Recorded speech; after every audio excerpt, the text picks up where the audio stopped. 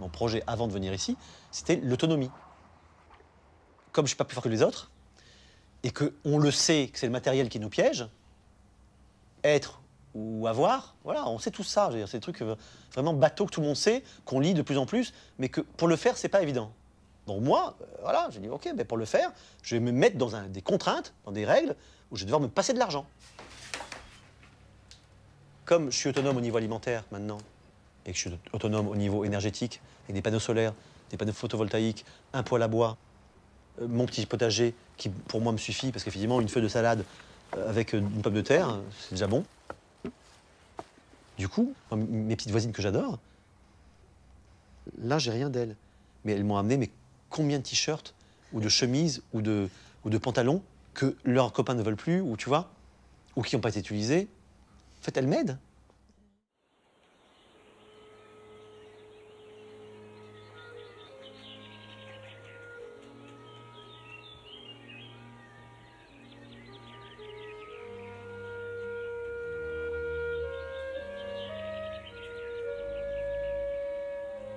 Mes amis, frères et sœurs, une seule chose peut nous aider à résister à la tentation du matériel pour choisir l'humanité. C'est une discipline ferme mais douce. La nature, le cadre éternel depuis l'apparition de la vie sur cette terre, nous a accueillis à nouveau.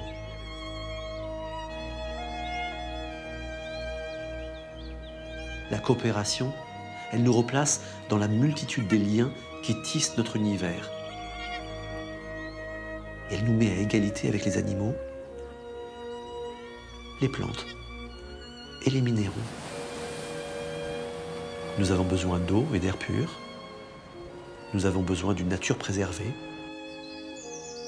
Nous devons sans cesse respecter la terre que nous foulons.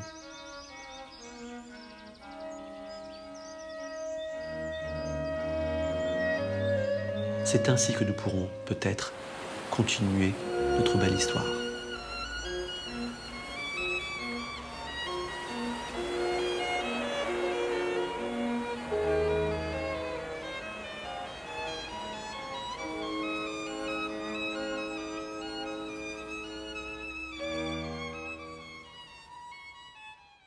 On va commencer tout simplement en disant brièvement qui tu es et de développer ce que tu as vu dans cette séquence ou dans le film en général et d'amener vers tes thématiques à toi dans un premier temps. Ben merci Jean-Daniel de l'invitation. Je suis ravi d'être là. D'ailleurs, le titre « Une force irrésistible », ça me parle beaucoup. Moi, je travaille en biophysique des plantes. Donc, notre métier, dans l'équipe, c'est de travailler sur le rôle des forces dans le développement des plantes. Donc, une force irrésistible, déjà, il y avait même dans le titre, il y avait un petit clin d'œil. Donc moi je travaille dans un laboratoire de recherche en biologie végétale et j'ai une autre casquette qui est de diriger l'Institut Michel Serres qui s'intéresse à la relation de l'humanité à la nature dans les pas du contrat naturel de Michel Serres dans les années 90.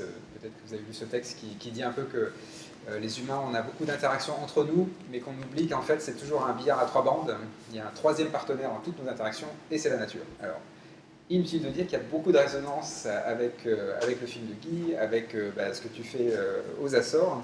Et peut-être je vais rebondir sur la séquence que je découvre, et j'aime bien ne pas choisir finalement, parce que ça va dans l'idée de la robustesse évidemment, mais pas ce que je vais développer. Il y a un mot que tu as prononcé au tout début de la séquence, c'est le mot autonomie. Et alors c'est très intéressant parce que c'est un mot qui est actuellement politiquement extrêmement chargé, évidemment, en ce moment, l'autonomie. Alors qu'en fait, c'est un très beau mot. Et alors, aux Açores, quand on est sur une île, la question de l'autonomie, elle ne se pose même pas, c'est un fait, quoi. Enfin, tu es mieux placé, certains d'entre vous, vous êtes mieux placé pour le dire que moi. Alors, il y a quelque chose qui a été développé à partir de cette idée d'autonomie inspirée de l'île, c'est le concept de biorégion. Je ne sais pas si vous avez déjà entendu l'idée de biorégion, mais c'est cette idée de dire que son territoire, c'est comme si on était sur une île. Et donc si on commence à réfléchir à son territoire comme si c'était une île, on fait plus tout à fait les mêmes choses. Et là, ce qu'on voit dans le film sur Jean-Daniel, c'est en fait c'est une vie qui a basculé dans autre chose. Et on le voit tout de suite, même, y compris dans l'extrait, là, déjà le tempo. Il y a un bouquin de Hartmut Rosa hein, qui s'appelle Accélération, c'est un bouquin de 2013, et qui dit qu'on est dans un moment d'accélération absolument délirante. Et le délire, le mot est trop faible. Hein, enfin, même moi, d'ailleurs, je vais accélérer pour prendre mon train après, donc c'est pour dire qu'on est, y compris, je suis pris dans ce temps-là. Mais il y a autre chose, et donc d'ailleurs, Hartmut Rosa propose une réponse, c'est la résonance. En fait, il faut réaliser que quand on manque de temps, il nous reste l'espace. Et le film que vous avez vu, l'extrait que vous venez de voir, nous donne une petite lucarne dans ce monde-là. C'est qu'en fait, si je le dis différemment, je prends mon langage bien scientifique, hein, nous sommes des êtres vivants à 4 dimensions, les 3 dimensions de l'espace, la quatrième dimension du temps. Si vous voulez mettre des lettres, hein, c'est X, Y, Z, T, voilà, c'est ça nos 4 dimensions. Et bien, si on manque de temps, il nous reste l'espace. Et donc la coopération territoriale, c'est la seule qui ouvre le temps long. Le piège de la performance, le piège de l'accélération, le piège de l'optimisation, tout ça, c'est des pièges qui vont nous dire, quand on accélère, quand on manque de temps, eh bien, il faudrait accélérer. Alors, c'est évident qu'on va manquer encore plus de temps. Et donc, c'est un cercle vicieux. Hein. Donc, évidemment que quand il faut accélérer, quand on manque de temps, il faut tout de suite se dire, ah, et si je densifiais mes interactions avec le territoire? Alors là, on a juste vu quelques extraits, mais l'ensemble du film montre quand même une densification absolument dingue. Hein. Enfin, là, il y avait l'aspect naturel, l'alimentation, etc. Le hamac aussi, la vie dans la nature, avec les petites chèvres et tout ça. Mais il y a aussi la musique, la pratique artistique, le yoga aussi. Enfin, il y a plein de choses, quoi. Et ben, cette diversité-là, c'est comme ça qu'on s'ancre dans son territoire. Et alors, là, je vais refaire mon végétaliste de base. Les plantes, quand elles font face à des fortes fluctuations, quand il y a des grosses turbulences, ce qu'elles font, c'est qu'elles augmentent leur symbiose. Elles densifient leurs interactions avec leur territoire. Elles n'accélèrent pas. Vous n'avez jamais vu une plante prendre l'autoroute. Hein. Elles restent là où elles sont et elles densifient leurs interactions avec leur territoire. Et en fait, penser comme une plante, parfois, ça peut être quelque chose qui peut nous décentrer et réaliser à quel point vivre comme si on était sur une île, ou sur une île, on se pose d'autres questions. Et peut-être le second point que je voudrais mentionner, enfin je ne sais pas si c'est le second, d'ailleurs, parce que j'ai déjà peut-être trop de choses, il faut m'arrêter, hein, faut m'arrêter. Mais il y a autre chose aussi que je voudrais dire, et qui m'a beaucoup touché dans le film, c'est que quand, parce qu'il y a aussi toute une histoire derrière ton départ dans les Açores, voilà, il y a aussi, voilà, il y a des événements de la vie, etc. Et en fait, ce que je trouve qui est très beau, c'est de se dire, en fait, de cette vie, de ces fluctuations qui sont parfois subies, hein, il y a des turbulences qu'on subit aussi, on va en faire quelque chose. Alors, c'est pas une recette, hein, je ne suis pas en train de faire de la résilience un peu ras des pâquerettes en disant il faut chuter pour se relever, hein, c'est pas du tout ça que je suis en train de dire. C'est juste dire que les fluctuations arrivent, il y en a qu'on subit, il y en a qu'on accueille, il y en a qu'on accepte, voilà, enfin, c'est tout un monde.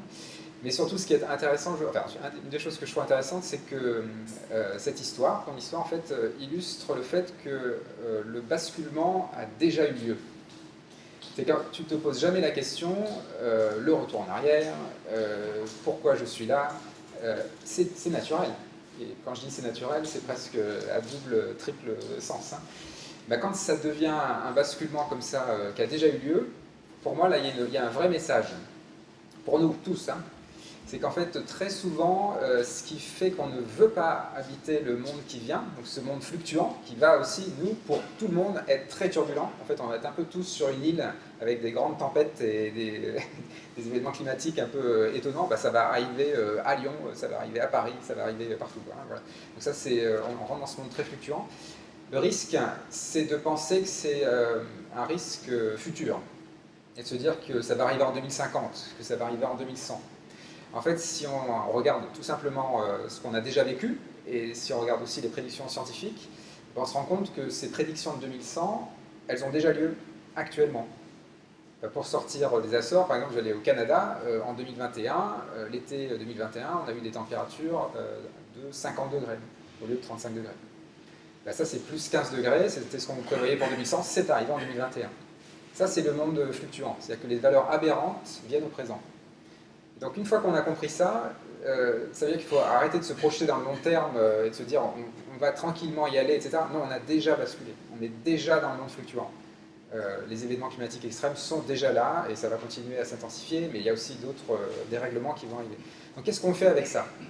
Alors soit on considère qu'on va garder notre modèle actuel et on va résister aux fluctuations, soit on prend cette phrase que je cite souvent de Dennis Meadows qui dit nous les humains on se préoccupe des changements globaux, mais les changements globaux ne se préoccupent pas de nous. C'est asymétrique, quoi. Donc si ça fluctue de plus en plus, alors c'est plutôt dans la culture qu'il faut changer. C'est que les solutions, elles sont évidemment dans le champ social, dans le champ technique, etc. Mais au premier ordre, c'est dans le champ culturel. C'est notre blocage mental, en fait, qui fait qu'on ne peut pas y aller. Et là, dans le film, ce qu'on voit, c'est... Alors là, il n'y a pas de... Le blocage mental a complètement sauté. Tu dis très bien, mais j'ai pas besoin d'argent. Tu le dis même dans cet extrait. Hein. Donc en fait, c'est une autre vie. Et ce monde-là, alors c'est pas une utopie. C'est qu'en fait, ce qu'on voit dans le film, eh bien, c'est quelque chose que l'on voit aussi ailleurs et qui percole de plus en plus, qui est en train de venir de partout. L'exemple typique qu'on voit aussi dans le film, c'est le rapport à la propriété, qui a été un peu un élément constructeur pour nous. Hein. Enfin, le capitalisme, capita, c'est la tête de bétail. Hein. C'est le propriétaire du bétail, hein, de la tête de bétail. Qu'est-ce qu'on voit aujourd'hui? Une économie du partage, une économie de la fonctionnalité, de la coopération, des voitures partagées, des vélos partagés, des ludothèques, des médiathèques, du troc de services, etc. En fait, ce monde-là, il ne va pas s'arrêter. Hein. Il va faire que augmenter. À mesure que les fluctuations augmentent, c'est vers ça qu'on va aller. Et alors, ce qui est extraordinaire, c'est que quand on est biologiste, ce qui est mon cas, eh ben, il y a un mot pour ça qui est très pratique, et ce mot, c'est robustesse. La robustesse, il fallait bien que je le prononce à un moment ou à un autre. La robustesse, c'est la capacité d'un système à être stable et viable malgré les fluctuations. Donc, dans un monde qui devient de plus en plus fluctuant, il faut être robuste. Et bien, comment on fait de la robustesse? Alors, les êtres vivants, c'est très simple, ils nous le disent, mais en long et en large et en travers tous les jours. Donc, notre corps aussi, hein, nous aussi, nous sommes des êtres vivants. Et bien, il faut aller contre la performance. Je le dis un peu trop brutalement, hein, c'est à nuancer, mais grosso modo, quand on fait de l'hyper-performance, quand on est hyper efficace, hyper efficient, ben en fait on s'adapte, on est très très bien adapté, mais du coup on est beaucoup moins adaptable. Et en fait, quand vous regardez bien les êtres vivants, ils sont bourrés de contre-performance. C'est le nombre de feuilles qu'il y a sur un arbre. Voilà, ça c'est de redondance par exemple. Vous pouvez penser au nombre d'alvéoles pulmonaires que vous avez dans les poumons, le nombre de villosités que vous avez dans l'intestin. Ben, tout ça c'est des redondances, ben, ça permet de faire de la robustesse. Par contre, c'est pas très performant. Hein. On se trimballe un paquet de trucs en double, hein, très clairement. Hein. Mais il y a plein d'autres choses. Hein. La crosse aortique est vraiment de la très très mauvaise plomberie. Hein. Faire envoyer du sang à pleine pression pour qu'elle prenne un tournant, c'est vraiment un plombier ne ferait pas ça. Hein. Bon, bah, nous, on se le traîne. Hein. Et bon, bah, ça a l'air d'être, ça marche quoi. C'est robuste enough, comme on dit. Hein. Voilà, c'est assez robuste. Donc ça, c'est sélectionné au cours de l'évolution. Et donc c'est ça qui est sélectionné au cours de l'évolution. Et en fait, on a devant nous et en nous une recette pour habiter le monde fluctuant. C'est tout simple, dans un monde qui fluctue de plus en plus, il faut être de plus en plus robuste. Et ça, c'est vraiment très pragmatique. On le vit de plus en plus, on le voit dans nos vies, il va falloir être plus robuste. Pour être plus robuste, il faut trouver un nouveau compromis avec la performance. Donc ça veut dire lâcher prise, ou plutôt changer de prise sur la performance. C'est-à-dire que ce n'est pas l'évacuer complètement. Il y aura toujours des moments de performance. Le pompier qui va au feu, on lui demande d'être performant. On ne va pas lui demander de faire une approche participative hein, pour aller au feu, hein, très clairement. Hein, il va y aller. Mais le reste du temps, il dort. Hein, il était dans son hamac aussi, hein, le pompier. Donc en fait, voilà, ben, il est en train de recharger ses batteries, quoi, quelque part. Il est en train de récupérer, de refaire son potentiel. Et puis quand il y a des moments, il y a des grosses crises, alors là, on dissipe le potentiel. Et donc on fait de la performance. On brûle notre potentiel. Et donc il y a cet équilibre-là qu'il va falloir retrouver. Et c'est là où c'est très joyeux. Parce que ce monde de la robustesse, ben on voit bien que ça ne se passe pas trop mal hein, quand même dans le monde vivant, c'est ça qui domine hein, sur Terre. Hein. La plupart des écosystèmes sont fluctuants, sont turbulents, etc. Il y a des pénuries chroniques de ressources un peu partout. Donc c'est la robustesse qui a été sélectionnée sur Terre, c'est ça qui domine dans les écosystèmes. Et c'est très joyeux quand on commence à l'appliquer dans les modèles sociaux. Alors, c'est pas pour dire qu'on est des fourmis hein, ou des feuilles sur un arbre, hein, je ne suis pas en train de dire ça, mais il y a quand même des principes de base pour être terrestre. Et cette robustesse, qu'est-ce que c'est? C'est ça, hein, c'est le partage, c'est le tout réparable, c'est l'agroécologie, c'est les conventions citoyennes, c'est l'habitat partagé, c'est le prix libre, c'est plein de choses, en fait, des modèles qui sont très, je ne vais même pas dire nouveaux, mais qui sont en train de se développer très fort et qui sont plus ou moins orthogonaux au modèle socio-économique des dernières décennies. Et ça tombe bien parce qu'il n'y a plus grand monde qui veut abonder dans le modèle d'avant, qui est un modèle obsolète, qui est un modèle zombie. Et qu'il y a quelques ultra performants, hein, évidemment, enfin, on les connaît tous, hein, les Trump, les Poutine, les Netanyahu et compagnie, là, mais finalement, ils se cristallisent autour d'un tout petit bloc tout petit. Ce qui est beaucoup plus intéressant, c'est de voir toutes les initiatives locales, y compris aux Açores, qui sont en train de dessiner le modèle robuste qui vient. Et c'est cette fameuse phrase que je cite souvent, hein, un arbre qui tombe fait plus de bruit qu'une forêt qui pousse. Donc en ce moment, dans les médias, on entend beaucoup parler des arbres tombés. Et voilà, il y a des forêts qui poussent. Et les forêts qui poussent, on ne peut pas les arrêter. En fait, elle est là, hein, la force irrésistible. C'est comme la biodiversité. C'est qu'en fait, on ne peut pas l'arrêter. Ça ne va pas s'arrêter. Et à mesure que ça fluctue, ce seront les robustes qui vont rester. En fait, c'est eux qu'on va aller voir. C'est les marches qui vont contaminer le cœur, hein. C'est les contaminants de l'extérieur. Donc on est dans un moment de basculement, et donc moi, enfin, une des leçons, il y a beaucoup de leçons à tirer moi, de ce film-là, mais peut-être une première leçon, ce serait de dire, d'arrêter de penser qu'il y a le grand soir qui vient, que le basculement de l'ultra-performance vers un monde beaucoup plus équilibré, avec robustesse et performance en bon équilibre, et donc on va plutôt mettre l'accent sur la robustesse, et va venir. Non, en fait, il est déjà là.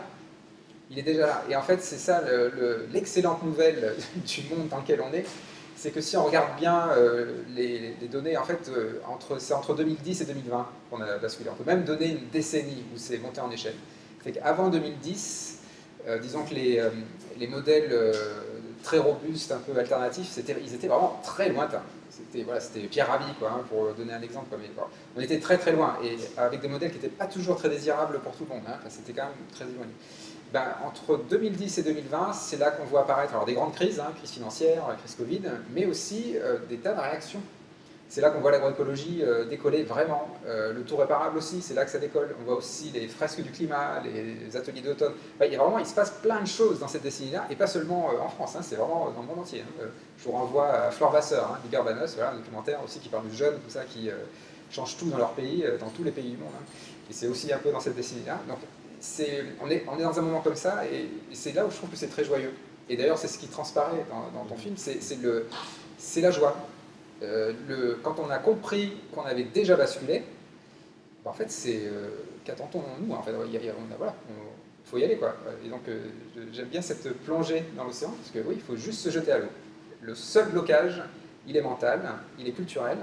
Et donc, comment on peut nous aider, comment on peut s'aider soi-même à basculer dans ce nouveau monde? Ben, c'est là où le monde culturel est absolument crucial dans le monde qui vient, parce qu'au premier ordre, ce qui nous arrive, c'est une crise culturelle. Et donc, de quoi on a besoin? On a besoin d'une déprise sectaire. Je pèse mes mots, hein. Nous quittons une dérive sectaire de la performance, de l'ultra-performance. Donc, comment on fait pour sortir d'une secte? Eh bien, il faut générer du trouble. Il faut générer du trouble. Il faut commencer à se confronter à ses propres dissonances. Et les artistes, quelque part, ah ben là, c'est un peu je ne vais pas dire que c'est leur métier, mais ils ont un savoir-faire. Vous avez un savoir-faire.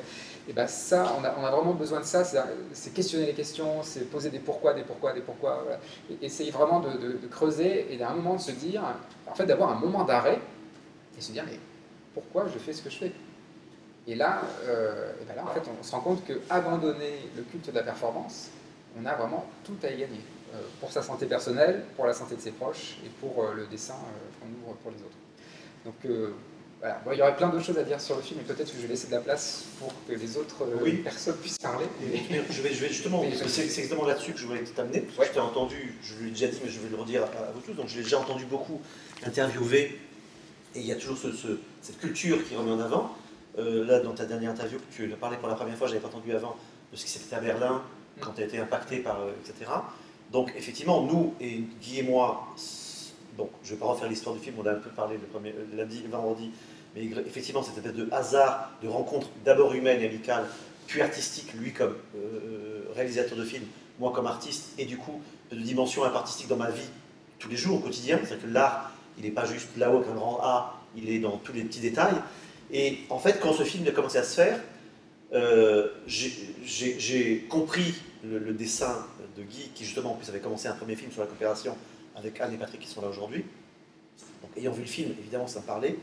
Et du coup, on s'est dit, et en le faisant, on s'est lancé dans l'eau en plongeant sans trop réfléchir. Et en le faisant, on s'est un peu rendu compte, le fait de cadrer, de mieux voir, d'isoler. Et donc on s'est rendu compte petit à petit, surtout après, dans les longs mois de montage, etc., de l'impact que ça pourrait avoir. Donc on a pris sur nous, on s'est risqué à se dire, ok, on le fait, on va au bout, ça nous coûte, y compris de l'argent, mais c'est notre petite pierre blanche. Donc on investit là-dedans. Et puis très vite, quand on l'a sorti, et même dans les premiers retours que Guy a eu de ses pros, etc., il y a des retours extraordinaires. Du coup, ça nous a conforté dans l'idée, on lâche pas l'affaire, il faut y aller. Parce qu'effectivement, et là maintenant, c'est clair, c'est sûr, on a eu tellement de témoignages, et ce colloque en est aussi la preuve, qu'en fait, ça crée du bonheur. Tu parles du bonheur, c'est joyeux. Effectivement, on a le retour principal, très basique ou très élaboré dans les restitutions de chacun, mais en gros, c'est ça fait du bien. Le film fait du bien. Donc, effectivement, c'est là-dessus qu'on voulait aller. Mais du coup, justement, je vais creuser un peu plus cet aspect-là, parce que, en même temps, Guy a eu envie de venir aux Açores et de faire ce film et de le mettre, de l'amener là où il est. Et ça, effectivement, il y a plein d'ingrédients. Tu parles de suspension, c'est un film assez suspendu, au fond, qui permet de faire résonner les choses, il n'y a pas de côté. Enfin bon, il y a tout ça qui fait que je pense que la forme du film a un impact extrêmement fort pour laisser ressortir ce qui est montré. Donc effectivement, il était derrière moi, il filmait tout. Il n'y a rien de prévu. C'était mon quotidien qu'il a filmé en brut de pomme. Mais avec sa technique et sa manière et sa vision, la combinaison des deux regards d'artiste, on va dire, a fait ce que tu décris. Par contre, on le sait aussi, et c'est pour ça que l'un des titres du colloque, c'est la quête de sens, c'est que ça amène les gens à se questionner souvent sur, mais alors en fait, ça a l'air simple, ça a l'air d'être tout le monde, apparemment. Qu'est-ce que je peux moi changer dans ma vie, dans ma dérive sectaire pour me faire du bien, etc. Et en même temps, évidemment, il y a toujours la même question, c'est comment on le fait avec Patrick et Anne le premier soir. On appelle aussi de techniques, de gestes, d'apprentissage. Ça peut être intuitif des fois pour certains, comme c'est du vécu. Et hier soir, on a pu parler du côté culturel portugais, qui est un écosystème qui favorise ce geste coopératif. Mais n'empêche qu'on n'a pas l'écosystème portugais ici, ou pas complètement, on a juste quelques exemplaires de franco-portugais. Mais du coup, comment, moi, ce qui me semblait, et les questions qu'on fait tout le temps, qu'on fait souvent, c'est oui, mais comment tu fais, qu'est-ce que tu fais, etc. Donc, entre tout ce que tu poses, avec des mots qui, moi, des fois, me font un peu peur, même si je les comprends et qu'a priori, j'ai envie de les accueillir, mais j'ai déjà perdu parce que je dis tant à passer mots que éco-ressources, tous les petits mots que tu utilises, qui sont un peu de la boîte à outils de l'écolo de base de maintenant. Je les comprends évidemment, je les recherchais à l'époque quand je travaillais dans d'autres mouvements, avec d'autres amis, donc c'est quelque chose que j'appelais de mes voeux, et au fond, maintenant qu'ils sont arrivés plus, des fois, j'en sens les limites. Oui. Je sens que c'est une collection de petites choses qu'on fait bien, je trie, je fais ci, je fais ça, j'ai mon panier bio, etc. Mais au fond, il y a quelque chose de basique qui ne change pas. Et je pense qu'effectivement, qu'on s'est dit, en toute humilité, Guy et moi, le film devrait le traduire. On a l'impression qu'on a réussi à traduire cette image-là. Et c'est là-dessus que j'ai envie de t'emmener, parce que sinon j'aurais peur. Et du coup, justement, j'ai demandé à Patrick et Anne éventuellement d'intervenir avec leur expérience et là-dessus, le terrain anthropologique. Parce que l'une des choses qu'ils ont dit vendredi soir, c'est qu'il faut une révolution anthropologique profonde. Je crois que c'est les mots que vous avez utilisés. Et du coup, qu'est-ce qui fait le lien entre tout ce que tu as produit, qui est vraiment brillantissime, et qui nous fait du bien, un bien fou, ce que tu dis, la manière dont tu le dis, toi aussi, ce que tu transmets par ton être, c'est déjà joyeux et vachement agréable. Et en même temps, il y a plein de gens qui font tout ce qu'il faut, qui cochent la liste, pas de manière performante de ce qu'il faudrait faire, et qui sont complètement côté de la plaque. Donc du coup, j'ai l'impression que le message presque principal, en dehors des aspects techniques, comme tu dis, etc., c'est presque vraiment de faire un miroir et d'inviter les gens à regarder la nature, ce que Rabi aussi, ou plein d'autres gens disaient, mettez-vous au calme, prenez le temps.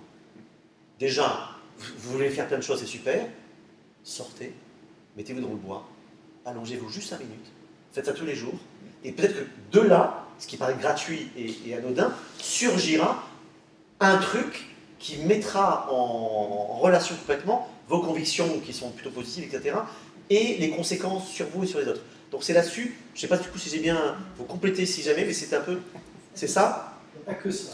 Alors je vous laisse peut-être dire, comme ça on passe la parole là-dessus. Ça serait trop cool. Ouais, très bien. Oui, mais c'est intéressant aussi de voir comment Olivier réagit à tout ce que tu viens de dire là. Mais effectivement, c'est pas que ça. Mais est-ce que vous voulez compléter? pour voir Ouais. justement, pour après lui laisser la parole sur tout ce qu'on lui poserait comme question. Oui, bah vas-y. Puis si j'ai un truc, Attendez, je on a le compléterai. Il n'y a pas que ça parce que... Tu veux- Pourquoi Tu veux venir? Tu veux qu'il vienne pour le micro, c'est ça? Ah, t'as tes micros. Ah, les micros.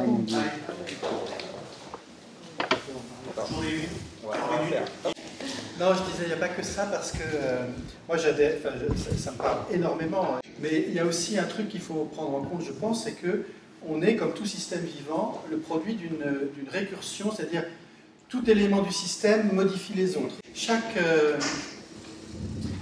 individu est façonné par les collectifs dans lesquels il vit. Ce collectif est façonné par son environnement, la nature, ce qu'il y a autour de lui, la culture, etc. Et chaque individu modifie aussi l'environnement, et tout ça, ça se joue en permanence. Et donc, dans cette accélération dont tu as parlé, elle a produit quelque chose qui nous a, nous, en tant qu'êtres humains, profondément transformés. Si je regarde nos réflexes, nos manières de faire, sont complètement le produit de ce monde de la performance et pas de la robustesse qu'on a produit depuis... je ne sais pas si tu sais le dater, moi je ne sais pas, la révolution industrielle peut-être. Ouais, ça paraît de s'accélérer en fait. Voilà. Et par exemple, la question qu'on voit dans le film du projet, hein, le projet, et d'ailleurs Mafessoli en a parlé aussi avant-hier, tout de suite on parle projet, on dit mais pourquoi, dans quel but, etc. C'est-à-dire qu'on est rentré dans des mondes, dans des univers où on est fabriqué par l'idée que toute chose doit avoir une finalité, toute chose doit avoir une projection définie à l'avance, etc. Et ça nous constitue extrêmement profondément dans nos rapports à nous-mêmes, dans nos rapports à l'autre. Voilà. C'est pour ça qu'on ne prend pas le temps, par exemple, c'est facile de dire faites rien, respirez, attendez, mais on ne sait plus faire. On a déconstruit cette capacité-là. Et donc, pour réhabiter cet espace, je crois qu'il y a vraiment quelque chose à faire. Il va falloir d'abord déconstruire ce qui nous a construits dans nos réflexes, parce que nous sommes le produit de la performance. Et donc cette dimension-là, elle est peut-être plus... et là, on rentre dans les difficultés de la segmentation des sciences ou des disciplines, où d'un côté, il y a les biologistes, de l'autre... alors nous, je ne sais pas ce qu'on est, parce qu'on n'est pas grand-chose, mais... chacun, voilà, on fait de la recherche empirique, mais chacun regarde son domaine, et en fait, on a beaucoup de mal à faire cohabiter, mais il y a évidemment une dimension anthropologique à tout ça, évidemment une dimension psychologique à tout ça, évidemment une dimension spirituelle à tout ça, et que la difficulté, peut-être, elle est d'arriver à articuler les choses les unes avec les autres. Et l'une des difficultés qu'on voit beaucoup, nous, dans les collectifs qu'on rencontre, c'est tous ceux qui créent ce monde alternatif bourré d'envie, bourré de joie, bourré d'optimisme, et qui se plantent, et qui souffrent. Et ils souffrent parce qu'ils n'ont peut-être pas compris que faire ce choix, ils l'avaient fait là, mais ils n'avaient pas transformé tout ce qui avait été construit en eux, et qu'à un moment, ça crée de la désillusion, etc. Donc il y a... Voilà, je sais... Oui, tu très voulais bien. Non, mais c'est une ça. réaction. Voilà. Je compléterai peut-être pour positionner, c'est un petit truc en fait, hein, mais ce petit truc il est central, c'est-à-dire que ça va dépendre intrinsèquement à chacun d'entre nous. Et c'est pas parce que je vais avoir compris, et c'est normal, nous on l'a vu aussi avec Entre les plis, l'autre film qui a fait Guy avec nous, le tien, ce que tu dis, et on en entend partout, on entend parler de toi, et on a le même écosystème à bien des endroits, ça fait prendre conscience, mais c'est pas suffisant. Voilà, c'est ça. Et la bonne volonté, et c'est vrai, quand les gens sont touchés, ils se disent, ben, c'est bon, demain je révolutionne ma vie, quoi. Mais en fait, on est enfermé dans quelque chose qui est, comme disait Patrick, ça fait partie, c'est dans nos muscles, quoi. Et en fait, nous, quand on parle de transformation anthropologique, ça veut dire que y a tout un travail à faire sur la prise de conscience que si c'est dans les muscles, alors de quelle manière je me muscle différemment et j'agis sur mon propre geste. Et que c'est pas juste un alignement de petites actions, je fais mon tri, etc. Si j'ai pas mesuré à quel point mes pilotes automatiques m'amènent à faire le contraire de ce que j'ai pu dire par ailleurs. Et il n'y a pas de faute dans tout ça. Parce qu'il peut y avoir énormément de bonnes intentions. Mais on s'est rendu compte à quel point, entre ce que l'on est et ce que l'on voudrait être, là il y a une dialogie à travailler en permanence, et c'est dans l'espace. Donc on pourrait revenir sur cette notion d'espace dans un deuxième temps, mais il n'y a que là. Il n'y a que là qu'on va pouvoir travailler. Fésoli l'a développé aussi. Et du coup, merci beaucoup, parce qu'effectivement, ça m'amène, je crois, à une question hyper simple. J'ai l'impression que j'ai juste un point qu'on ne touche pas, c'est si on change ce petit truc anthropologique, etc., si on incite les gens à essayer d'aller vers ça, tout le reste s'alignera. Tous les ingrédients dont tu parles, ils sont déjà là, mais quand on parle de tous les ingrédients, il y a quelque chose qui manque. Et comme je t'en entends pas beaucoup parler, je pense qu'on en est conscient évidemment, mais j'avais envie de te positionner parce que je pense qu'il y a des gens qui t'écoutent, qui étaient avant écouter aussi cette vidéo-là. Peut-être que tu pourras les amener, tu vois. Alors, je vais pas vous... Donc, du coup, je vais faire... merci. Donc, je vais évidemment pas vous donner une recette et une boîte à outils, parce que ça, ce serait du performant, hein, voilà, qui ne transforme pas. Hein. Donc, c'est forcément... ce qui transforme, hein, c'est quand ça émerge quoi, de l'intérieur. Hein. Donc, ça, c'est de la pensée systémique, typiquement. On ne cherche pas la solution clé en main, on cherche les conditions dans lesquelles les solutions émergent. Donc, c'est un billard à trois bandes. Hein. La solution clé en main, ça n'existe pas. Le self-made man, ça n'existe pas. C'est une construction sociale, hein, toujours. Ouais. Alors, donc il y a plein de choses. Alors, sur l'aspect, donc la robustesse, voilà, maintenir le système stable et vert de malgré les fluctuations, avec toutes ces déclinaisons, elle est toujours située, cette robustesse. Il n'y a pas une recette universelle de la robustesse, ça dépend tellement de l'espace dans lequel on est, des personnes avec qui on est, du climat, de la biodiversité locale, etc. C'est tout un ensemble hyper complexe, c'est toujours situé. D'ailleurs, Hartmut Rosa, son prochain bouquin, ce sera sur sa situation constellation, donc ça va vraiment résonner très fort avec tout ce qu'on est en train de se dire en ce moment. Donc en effet, c'est très situé, donc ça veut dire que c'est très hétérogène. Donc ce qui ajoute de la complexité pour faire passer le message, parce que c'est pas possible de dire il faut faire comme ça. Et heureusement, c'est quand même heureusement, parce que ce serait terrible s'il y avait une recette à prendre, hein, ça serait 284. Hein. Bon. Et alors après, en effet, on voit apparaître des tas de solutions ou des tas d'ingrédients comme ça qui sont à visée robuste, on pourrait dire comme ça, dans des secteurs déterminés. Donc, je disais tout à l'heure, l'agroécologie, le tout réparable, il y en a vraiment plein d'autres. C'est des mots que je cherchais. Voilà, c'est ça. Tout ça, alors c'est que en effet, c'est des ingrédients. Alors moi, je vois plutôt ça comme des signaux faibles d'un monde qui se transforme. C'est que ce n'est pas forcément des modèles à suivre. Parce que dès qu'on commence à mettre un mot sur un champ, le risque, c'est de se fixer sur le mot et d'oublier le champ. Hein. Il y avoir une autre emprise sectaire éventuellement. Absolument, exactement. Voilà. Donc ça c'est vraiment un risque. Donc du coup, c'est plutôt l'observer, en fait, se dire, tiens, aujourd'hui, on ne répare pas que les vélos en ville. Il y a plein d'entreprises, d'ateliers, il y a des hypercafés partout. Ça, c'est un signal quand même d'une distance par rapport aux objets qui, paradoxalement, nous rend plus matérialistes, mais dans le bon sens du terme.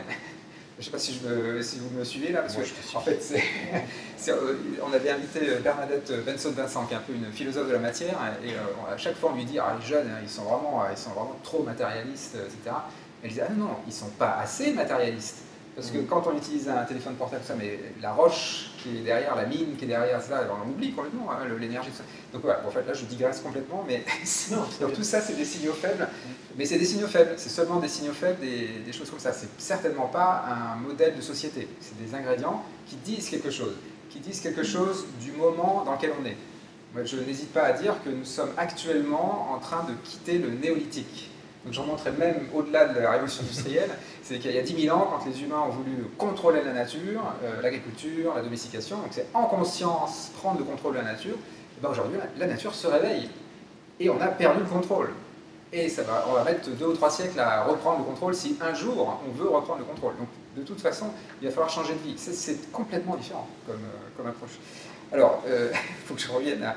Donc, comment on peut faire ce changement un peu intérieur? Alors, la première chose peut-être à réaliser, et qui est très modeste et très tolérante par rapport à soi-même, c'est d'identifier les zones pathogènes. Les zones pathogènes, c'est les endroits où on n'a pas de levier. Donc, par exemple, on ne va pas changer ce qu'il y a dans la tête de Trump ou de Poutine. On n'a pas le levier, hein. Alors peut-être que Trump a un levier pour Poutine et que Poutine a un levier pour Trump, ça c'est possible, mais nous on l'a pas. Donc c'est pas la peine d'écouter les chaînes d'infos continues, c'est de la toxicité non-stop. Hein. Ça sert à rien, ça sert juste à créer de l'addiction et de la dépression. Donc ça déjà, c'est des zones pathogènes, il faut vraiment les enlever. Ça c'est toujours pareil, hein. Dès que vous voyez des addictions quelque part, hein, c'est très souvent lié au culte de la performance. Hein. On canalise, hein. On canalise l'addiction à la dépression. Enfin, c'est presque le chemin. Donc déjà, identifiez les zones pathogènes. Donc ne dépensez pas votre énergie dans une zone pathogène, vous êtes en train de taper contre un mur. Hein. Alors, deuxième point, c'est pour changer sa culture intérieure, j'ai envie de dire, hein, sa santé intérieure, et ben, faites un petit tour dans le dictionnaire. Vous savez qu'en fait, les mots colonisent les esprits. Et alors, les mots, c'est absolument incroyable. Mais en fait, l'histoire, hein, l'écriture, ça a 5000 ans. Et donc, les mots, on les a définis pendant 5000 ans de relative stabilité climatique. Et donc, en fait, la plupart des mots, surtout ces dernières décennies, sont biaisés par l'idée d'un monde stable. Alors c'est vraiment, une fois qu'on l'a vu ça, mais c'est d'une évidence, je vais vous donner alors, des exemples hyper caricaturaux. Alors dans le monde de l'entreprise, je vois beaucoup d'entrepreneurs ces temps-ci, parce que je pense qu'ils ont un levier quand même indirectement, politique, etc. Rentabilité. Voilà. La rentabilité d'une entreprise, eh ben, elle est corrélée à sa performance. Hein. Ça c'est ce qu'on apprend dans toutes les écoles de commerce, écoles de management. Eh ben, c'est faux en fait. C'est vrai si le monde est stable. Dans un monde instable, les plus performantes se plantent parce qu'elles sont très adaptées, très peu adaptables. Il y a plein d'exemples, hein, Boeing, Evergrande, Maersk, enfin bon, je peux vous faire la liste, mais il y en a plein qui sont en train de se planter, des très grosses. Hein. Vous savez, on est en train de basculer du too big to fail au too big not to fail. Hein. Ça s'inverse. Hein. Ben, ça, c'est voilà, le mot rentabilité. Un autre mot, aide à la décision. Vous savez, avec beaucoup d'IA, hein, ces anciens on utilise l'IA pour nous aider à décider. Hein. Alors, c'est quoi ces aides à la décision? C'est des aides à l'optimisation. Toujours, hein. C'est que des aides à l'optimisation. Donc ça nous aide à augmenter encore plus les performances. Dans un monde qui est fluctuant, il faut désoptimiser. C'est le contraire. Donc si vous avez un outil d'aide à la décision, questionner le concept d'aide à la décision, il faut faire le contraire de ce qu'on vous demande. Oui, et donc vous pouvez prendre à peu près tout comme ça, c'est incroyable. La plupart des mots sont définis à l'envers, c'est-à-dire qu'ils font l'hypothèse qui peut-être était encore valide quand on était dans le monde de l'abondance du pétrole et ça. Enfin, avec plein d'externalités négatives, et ça pouvait se justifier, on va dire, d'un point de vue un peu extraterrestre, quoi. Mais là aujourd'hui, ça y est, on est à terre, hein, dans tous les sens du terme. Donc il va falloir vivre avec les fluctuations. Ben, les mots, voilà. Donc ça, c'est là que c'est culturel et que c'est là que ça peut créer du trouble. C'est se rendre compte, dans les mots qu'on utilise, dans les mots qu'on lit, dans les mots qu'on voit, que ce sont des mots qui sont parfois employés dans un contexte qui est celui de l'ancien monde. Et alors là, il y a de quoi faire de la satire. Hein. C'est absolument dément. Une fois qu'on a compris ce truc-là, quand on voit ceux qui vont pousser pour la performance et qui disent que ça va sauver leur boîte ou je ne sais pas quoi, l'efficacité politique, on entend beaucoup parler ces temps-ci, tout ça c'est toxique, quoi. Je peux en ajouter un dans le dictionnaire, juste parce qu'il renvoie à notre échange de vendredi. Dans coopération, si vous regardez dans le dictionnaire, c'est agir ensemble dans un but commun. On retrouve la notion du but, donc du projet à réaliser. Or, on voit très bien dans le film que ce qui fait coopération, c'est pas ça. C'est la qualité des relations. Et c'est ça qui fait que les gens vont faire des choses. Mais ce qui les motive, ça n'est pas l'objet, c'est le lien qui va leur permettre de faire l'objet. Donc, c'est encore un autre exemple de... Ah, parfait, voilà, c'est parfait parce que je voulais rebondir sur le mot projet. C'est la même chose, hein. Le projet, c'est la destination l'emporte. Hein. Alors comme je cite souvent Desproges ou Alphonse Allais qui disaient il n'y aura pas de survivants. Donc personne ne veut vraiment aller à destination, enfin, ou alors il faudrait vraiment être complètement taré, quoi. Donc la vie, c'est pas la destination, hein, c'est le chemin. Ouais. Et donc c'est ça, hein, c'est les interactions sur le chemin. En fait, le monde de la performance, c'est le monde de l'autoroute. On veut arriver très très vite à destination sans jamais rencontrer personne sur la route. Et en fait, quand on réalise ça, dans nos vies, dans ce culte de la performance, on parle beaucoup des bunkers en ce moment, hein, des bunkers des milliardaires. Hein, voilà. Je ne vais pas trivialiser le bunker parce que maintenant, ces temps-ci, il y a aussi un aspect guerrier aussi associé à ça. Mais le bunker, en fait, il faut réaliser que dans nos vies, nous passons tous les jours un peu de temps dans un bunker. Alors, ces bunkers, c'est quoi? C'est la voiture. Donc, quand on est sur l'autoroute et qu'on va à la destination, c'est un bunker. Hein, c'est un endroit très sécurisé pour atteindre une destination. Un écran, quand on est face à un écran, la relation qu'on a avec l'écran, c'est un mini bunker qu'on s'est créé. On a créé un petit espace de contrôle, d'hyper-performance, où on n'interagit plus avec les autres.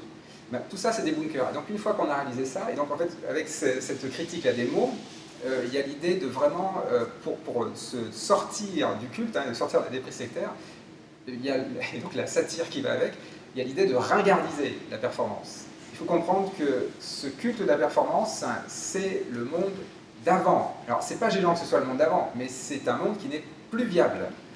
C'est pas viable.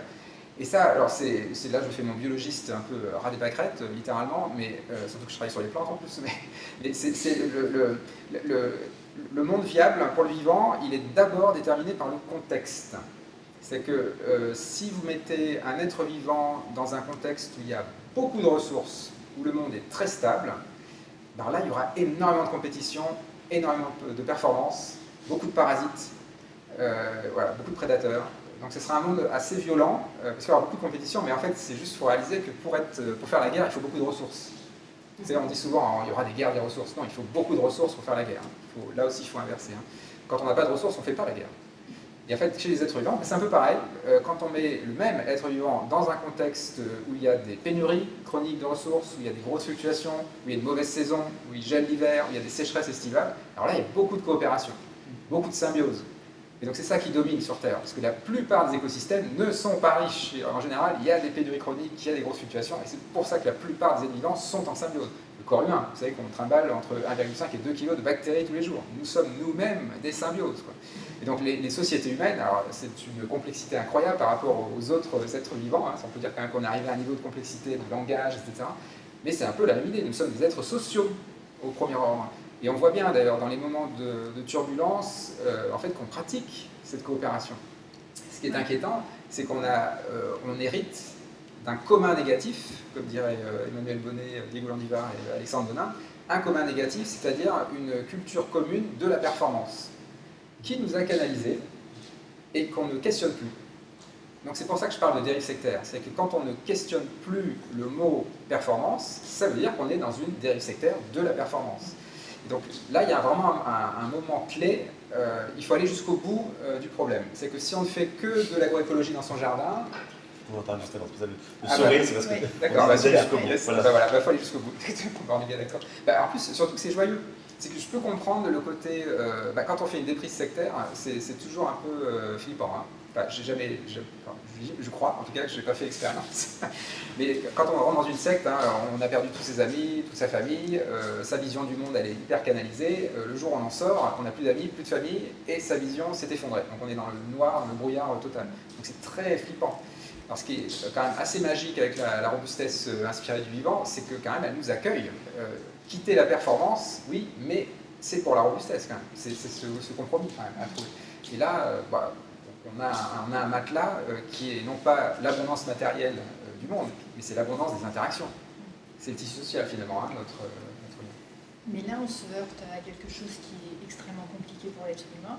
C'est-à-dire que même si on peut être accueilli, le vide momentané entre la sortie de la secte et l'ouverture vers cet entre-deux-là, on est de moins en moins préparé à le vivre parce qu'on vit dans une société, enfin en tout cas, on est empreint de l'idée que, c'est pour ça qu'il y a la performance, hein, il n'y a pas de vide en fait.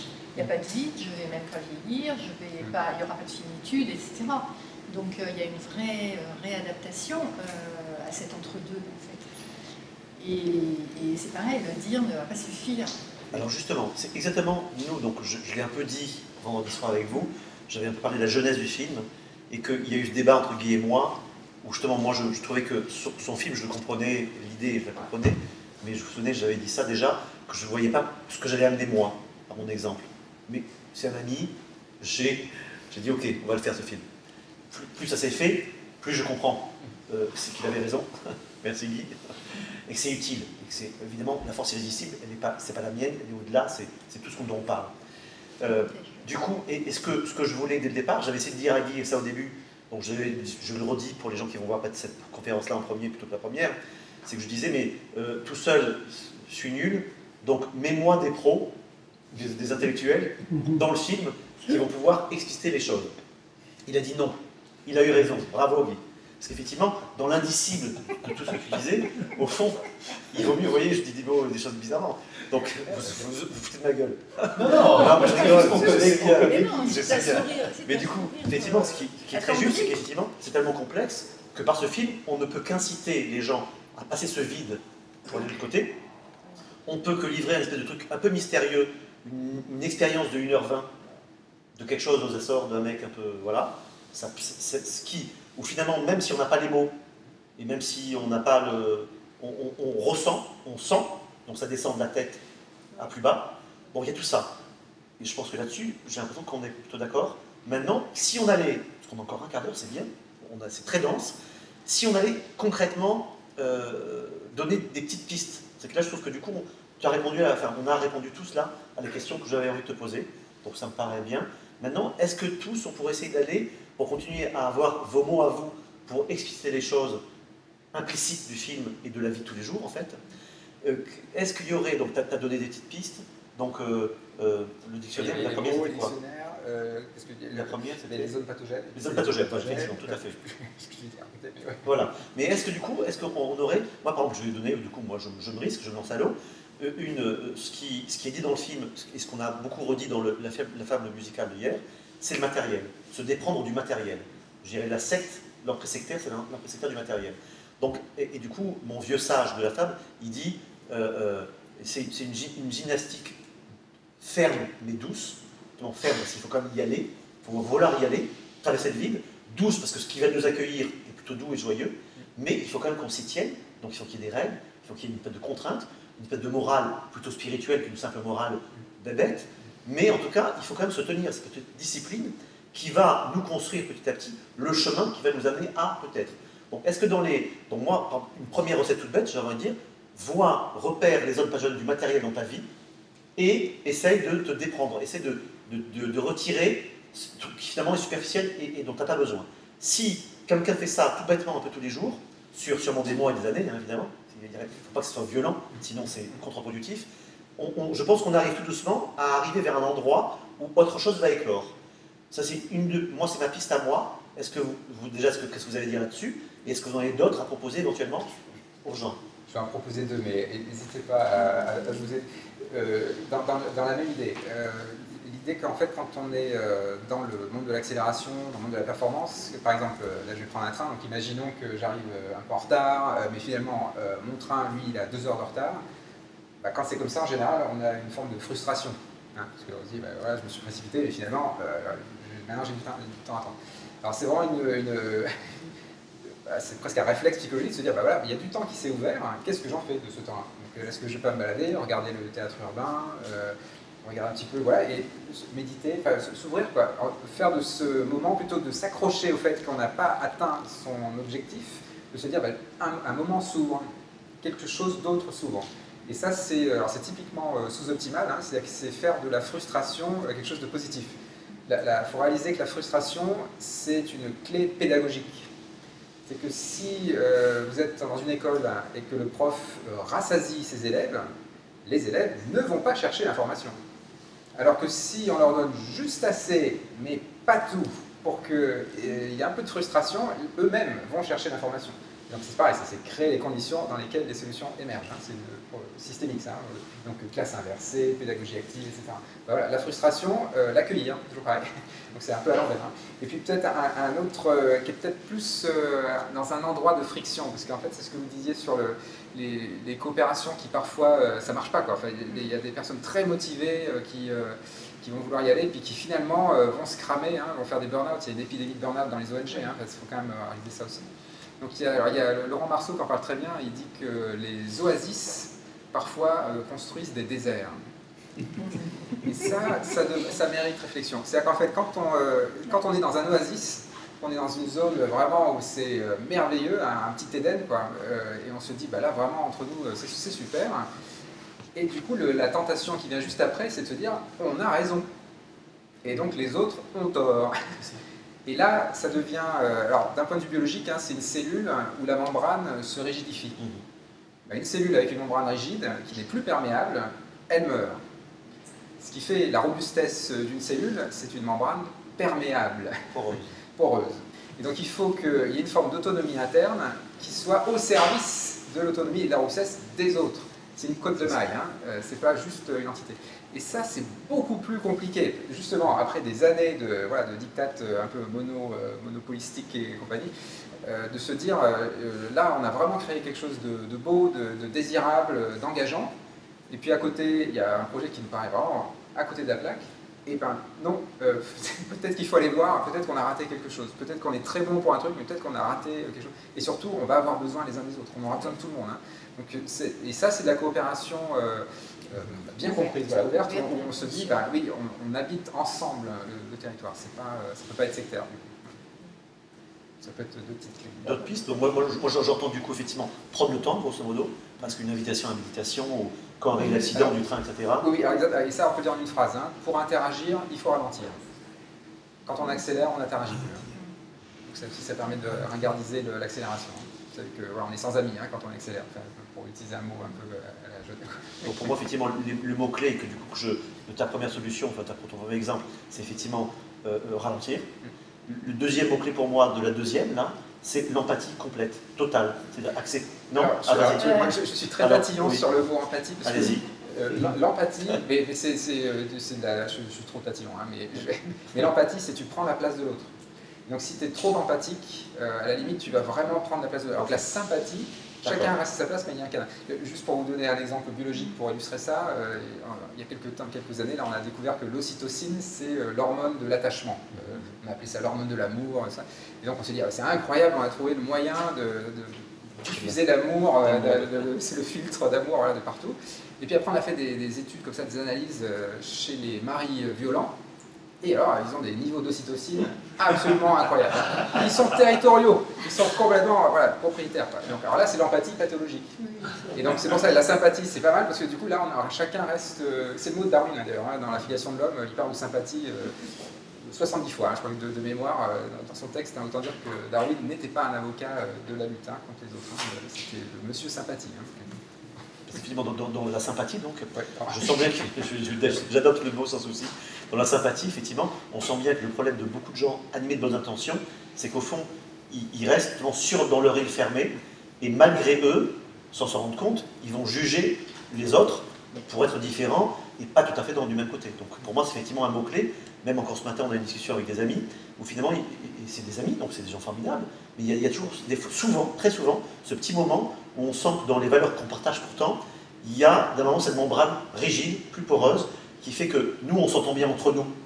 La vie est belle, c'est vous qui parlez de ça, de faire un truc entre amis, c'est facile, mais c'est de dépasser, voilà, de dépasser pour s'ouvrir complètement à l'autre, où là, effectivement, il faut une sympathie ouverte, pas simplement aux proches et aux similaires, aux semblables, mais une sympathie, a priori, à l'espèce entière et aux autres espèces. Donc là, je reviens à mon message à moi, du minéral, du végétal, parce que finalement, dans les accidents créés entre cette inclusion dans un monde complet total, il y a déjà inclus la prise de temps, la sympathie et tout ça. Donc, je ne sais pas s'il y a d'autres petits mots-clés.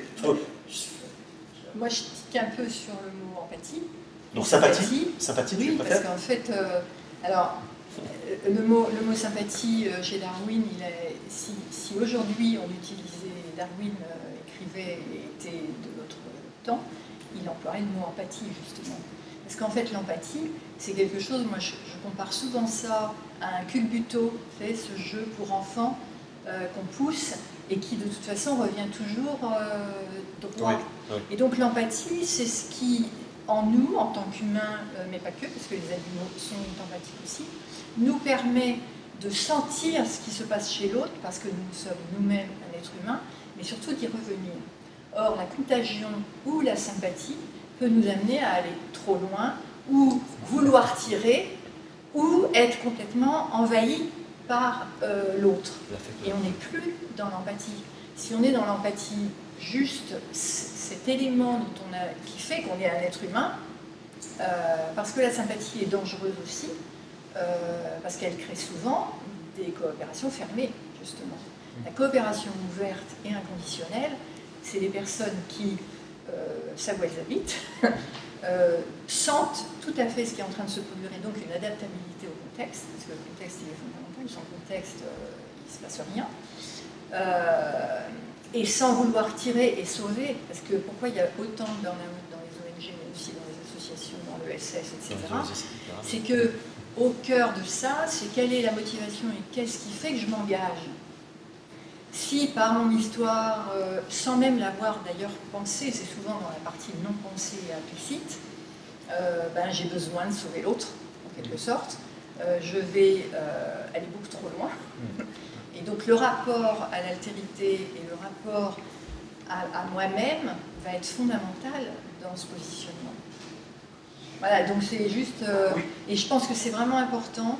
Nous, on l'a vu là avec les 2 ans qui viennent de passer avec les personnes. Enfin, on a eu 3 cohortes de personnes à qui on a transmis tous nos travaux et qui maintenant continuent l'Institut. Ça a été un des sujets fondamentaux en fait, parce qu'on avait beaucoup de personnes qui venaient d'associations de l'ESS et qui étaient là pour aider. Enfin, il y a une espèce d'élan. L'ESS, économie sociale et solidaire. Oui, économie sociale et solidaire. Et cet élan, il ne faut surtout pas s'en priver, mais on a besoin d'apprendre. Alors, Edgar Morin dit beaucoup ça, à être un humain, ça dit à une matière qui manque à l'école. Et apprendre à être un humain, c'est avoir compris que mon empathie me permet d'entrer en relation avec l'autre, mais si je suis effondrée par l'histoire de l'autre, ou qu'au contraire je veux le sauver, alors je suis dans la contagion, la sympathie, tout un tas de choses, mais je ne suis plus dans l'empathie qui est, et même dans les travaux d'Adam Smith, où il a employé le mot sympathie, si on le repositionne dans le contexte du XXIe siècle, mais même du XXe déjà, le mot empathie n'existait pas à l'époque, en fait. Et donc il y a eu, par les découvertes psychologiques, etc., ce truc-là. Et puis j'avais juste envie de rebondir, puisque les mots sont utiles. Enfin, moi je crois que les mots font les mondes, clairement. Cette notion de temps, mon train à 2 heures de retard, j'ai un temps. Moi j'aime bien cette notion de mais qu'est-ce que ça va me permettre de faire qui est utile pour moi? C'est-à-dire que le changement de regard, momentanément,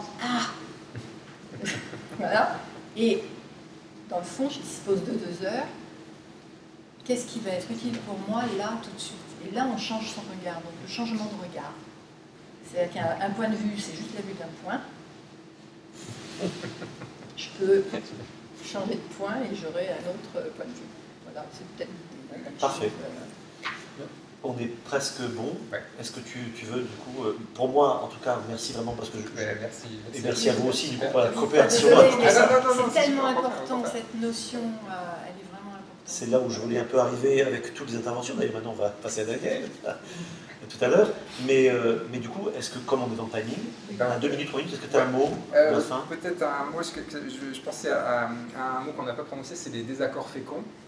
C'est Patrick Livret, et là c'est peut-être le moment de... Qui était invité mais qui n'était pas disponible. Et voilà, donc voilà, il est un peu là avec nous. Il est un peu là avec nous. Avec cette idée de... Alors c'est un peu une méthode, hein, les désaccords féconds, mais c'est aussi valoriser les incohérences. Voilà, je peux le dire comme ça. Le fait qu'en fait, quand on est dans la cohérence, on est dans la secte. C'est que mettre la cohérence d'abord, par défaut, se dire il faut que ce soit cohérent, eh ben, c'est une dérive sectaire, on va exclure tous les discours un peu, les fils qui dépassent, etc. Et on va aller sur un rail, et c'est pas viable, tout bêtement. Donc les désaccords féconds, il y a 2 aspects moi, qui me paraissent très, très importants. Les désaccords féconds, c'est quand on est dans un dialogue, passer beaucoup de temps à définir les termes, comme on vient de le faire d'ailleurs ici, hein, définir les termes. C'est en fait, très souvent, il y a des désaccords, alors que c'est juste parce qu'on parle de la même chose mais avec des mots différents. Hein. Donc déjà, passer beaucoup de temps sur la définition, ça permet vraiment de creuser et d'avoir un dialogue constructif.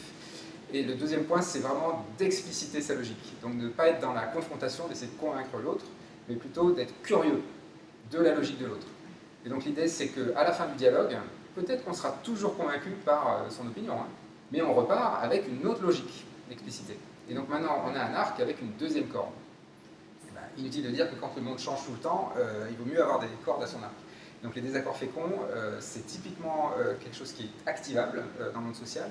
Et là aussi, alors je ne vais pas aussi faire de nouveau mon biologiste, mais ce qui est incroyable dans le monde vivant, c'est que quand vous analysez les systèmes vivants, à toutes les échelles, métaboliques, physiologiques, c'est bourré de désaccords féconds. C'est-à-dire qu'en fait, nous on appelle ça les boucles incohérentes, hein, mais c'est la même chose, grosso modo.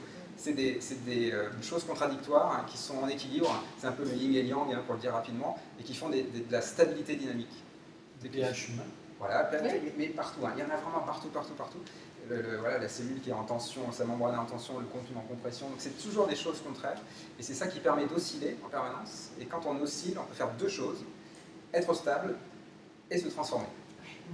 Et c'est la recette magique du vivant, c'est que c'est complètement paradoxal, c'est stable et transformable. Et bien ça, c'est parce qu'il y a plein de désaccords féconds à l'intérieur.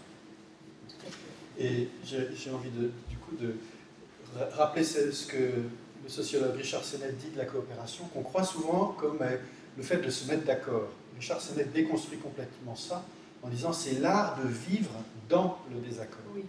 Et précisément dans les travaux qu'on a faits, on a vu que ça c'est l'une des 9 compétences qu'on voit clairement dans les collectifs coopératifs, c'est leur capacité à vivre dans des systèmes complètement dialogiques où il y a des logiques qui sont différentes, complémentaires et contradictoires en même temps. Et c'est dans l'entre-deux, dans l'espace entre ça que la vie se crée. Exactement. Ouais. Et c'est pas les éliminer, c'est vivre avec. Ouais, Avec. grâce à moi, ce que j'appelle Grâce justement l'empathie et à l'acceptation de la différence. Et la curiosité, c'est un mot important. Oui, Être curieux de l'autre. Pile poil, il est grand. Parfait. Merci beaucoup. Merci.